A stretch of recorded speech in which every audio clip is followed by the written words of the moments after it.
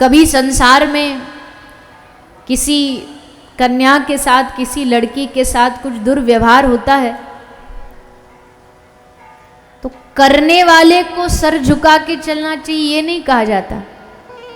पर जिस लड़की के साथ कुछ दुर्व्यवहार हुआ है उसको सर नीचे झुका के चलना पड़ता है। उसको कहा जाता है तुझे किसी को बताना नहीं है। और ऐसा लगता है कि इसने कोई गलत काम किया, इसने कोई पाप किया। ये समाज की बड़ी छोटी मानसिकता है। इसलिए मैं बार बार ये बात कहती हूँ, आज अष्टमी भी है। अगर माँ के रूप में, देवी के रूप में पूजा करना जानते हो तो जो साक्षात चलत जो देवी रूप में, स्त्री रूप में महिला घूम रही ना, उनका सम्मान करना सीखो, उनको आदर देना सीखो। अष्टमी के दिन, नवमी के दिन सबको कन्या पूजन के लिए बेटियां तो चाहिए, पर घर में बेटी पैदा नहीं हो जानी चाहिए। घर में बेटी का जन्म हुआ तो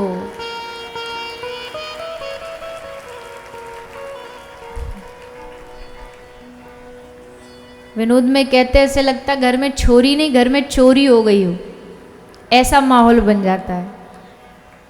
कह जरूर देंगे कि भैया सब बराबर हैं, भैया सब ऐसा है, पर जब घर में बेटी की बारी आती है, बेटी पैदा होने की बारी आती है, तो सबके मुंह बन जाते हैं। इसलिए, और बेटा भी पैदा हो गया तो उसके लिए भी तो फिर बाद में जल के बढ़िया बहू ढूंढते ही हो, बेटी बढ़िया ढूंढते ही हो।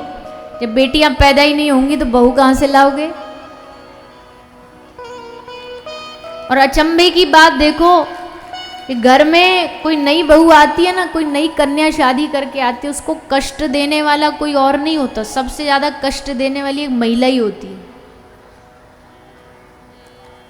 घर में जो उसकी सास होगी, ननद होगी, देवरानी जिठानी होगी, वो उसका जीना हराम करेंगी, वो इसको परेशान करेंगी।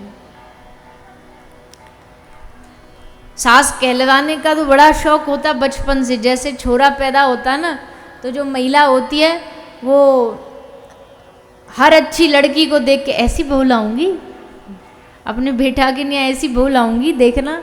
और जैसे ही बहू आ जाती है तो उसके 2 सींग निकल आते हैं।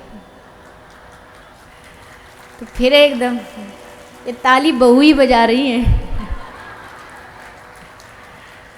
पर भी क्या करे, सास भी कभी बहुती भूल जाती है। सास उस समय उसे याद नहीं रहता, पता नहीं अपने साथ जो बीती वो कैसे दूसरे के साथ करनी, या तो वो इतनी खुंदक खा जाती है कि भाई मेरे साथ जो घटा मैं भी करूँगी। पर ये सोचना चाहिए कि जब आप अपने जीवन में थे, जब आप बंधन का महसूस करते थे, तो आज जब आप अपनी घर में आई नई कोई, उसके साथ ये बंधक बनाते हो, बंधन बनाते हो, तो उसको कैसा महसूस होता होगा। और हम नहीं सोचते।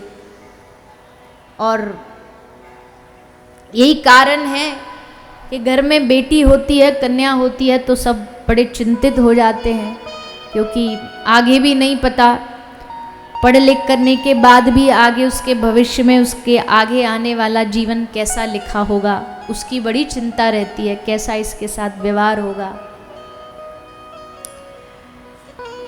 पर जैसा व्यवहार आप, अब देखो बात बड़ी विचित्र है। पहले मैं बहुत बोला करती थी कि किसी ने पूछा तुम्हारी बेटी, तुम्हारी बहू आई है, घर में नई बहू आई है, कैसी है, कैसा चल रहा है? बोले पूछो मत, एकदम आलसन है। सुबह 8 बजे जगती है, सारा चाय भी चाहिए तो बेटे को कह देती है चाय बना के लाओ जी, वो चाय लाता है। फिर कहती है आज मेरा खाना बनाने का मन नहीं कर रहा, मैं तो बाहर जाऊंगी खाने के लिए। फिर वो छोरा लेके जाता है इसको बाहर खिलाने के लिए। घर का कोई काम धंधा नहीं करती। अच्छा आपकी बेटी की भी तो शादी हुई थी अभी, वो कैसी है? बोले वो तो एकदम राजमहल में रहती, रानी बना के रखते हैं घर वाले, कोई काम नहीं करने देते, कोई प्रेशर नहीं, सुबह आराम से जगती है और दामाद जी इतने अच्छे चाय बना के लाते हैं, उसको चाय पिलाते हैं। और जब पूरे दिन काम करती करती थक जाती है तो बोलते हैं अब तू थक गई होगी, अब क्या खाना बनाना, चल आज बाहर खा के आते। तो रिश्ता वही सोच नहीं,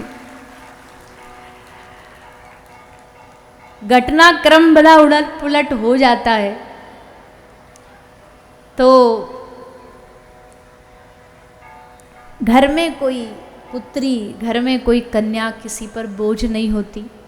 और इस संसार में हमेशा एक बात याद रखनी चाहिए, इस दुनिया में जो जीव जन्म लेता अपना भाग्य साथ लेके आता है, अपना भविष्य साथ लेके आया है, अपना विधान साथ लेके आया। कहाँ जाएगा, क्या करेगा, सब उसके जीवन में भगवान अपने आप स्वयं करेंगे।